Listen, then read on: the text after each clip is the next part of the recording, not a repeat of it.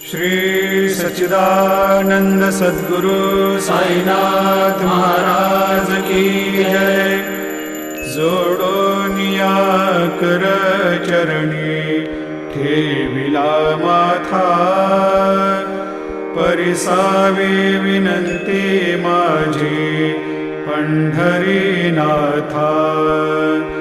असो नसो भाव आलो तुझिया ठाया, कृपा दृष्टी पाहे मजकडे सद्गुरु राया।